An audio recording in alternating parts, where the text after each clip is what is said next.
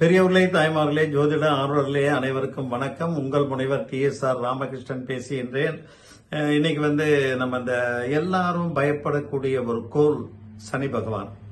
அதனாலதான் அஷ்டமச்சனியா, அர்த்தாஷ்டமச்சனியா, கண்டகச்சனியா, ஏழரைச்சனியா, இந்த ஏழரைச்சனி இதெல்லாம் முடிந்தாலுமே சிலருக்கு அந்த கெட்ட தாக்கங்கள் அல்லது துயரங்கள் தொடர்ந்து சிறிது காலம் வந்து கொண்டே இருக்கின்றது. அது ஏன் அப்படின்னு ஆராய்ச்சி செய்தோம்னா, அஷ்டமத்து சனி பயிற்சி ராசி விட்டு கடந்தாலும் அந்த பாதிப்பு இருப்பதற்கு பெரும் மழை பெய்து முடிந்து சாரல்கள் இருப்பது போல சனியின் தாக்கங்கள் அந்த பயிற்சியாய் 3 மாதம் வரைக்கும் இருக்கும். அதனாலதான் அதையும் கடந்து ஒருவருக்கு கெடுபலங்கள் நடக்குமேயானால் அவர்களுடைய குடும்பத்துல வேற யாருக்காவது அந்த ஏழரைச்சனி, அஷ்டமச்சனி இல்ல கண்டகச்சனி தொடர்ந்து இருக்கும். ஆகவே இந்த மாதிரி அல்லது அந்த தசாபுக்திகள் அவயோக திசைகளாக இருக்கலாம். அந்த அவயோக திசையில சனி திசையோ சனி புத்தியோ வரும் போல இருக்கலாம்.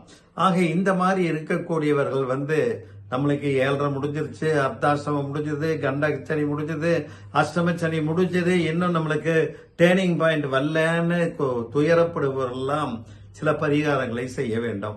சனியின் ஸ்தலங்களுக்கு சென்று பரிகாரங்கள் செய்யலாம்.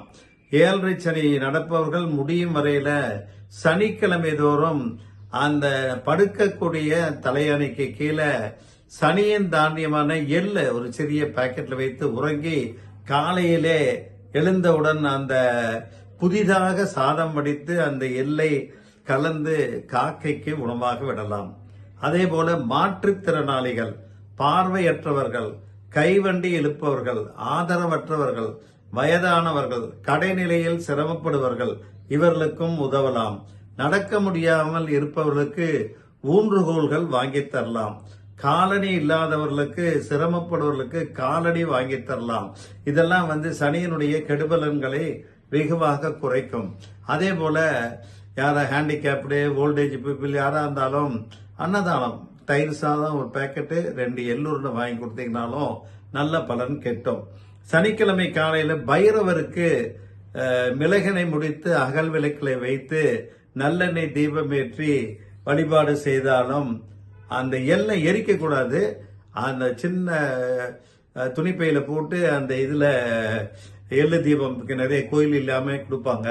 அகல் விளக்குல வைத்து நம்ம வீட்டிலேயே வணங்கினாலும் சரி, கோயில்ல இருக்கக்கூடிய நவகிரகருக்கு அந்த எள் விளக்கை வைத்தாலும் நல்ல பலனை தரும். சனிக்கிழமை தோறும் ஆஞ்சநேயருக்கு நெய் விளக்கு ஏற்றி வழிபாடு செய்வதும் நம்மளுக்கு சனியனுடைய தாக்கத்தை வெகுவாக குறைப்பார். சனிக்கிழமை தோறும் பெருமாளுக்கு விரதம் இருப்பதும் நல்லது.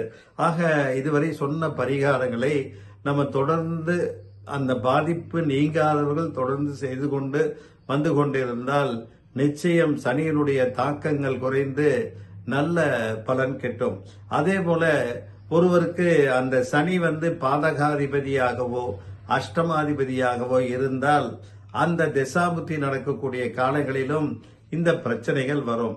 அதே போல சனியினுடைய சாரம் பூச நட்சத்திரம், அனுஷ நட்சத்திரம், உத்திரட்டாதியிலே பிறந்தவர்களுக்கும் மகரம் கும்பராசியிலே பிறந்தவர்களுக்கும் சனியினுடைய கெட்ட பலன்கள் அவ்வளவாக இருக்காது.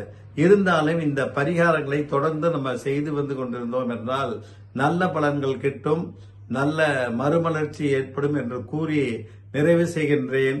நன்றி, வணக்கம்.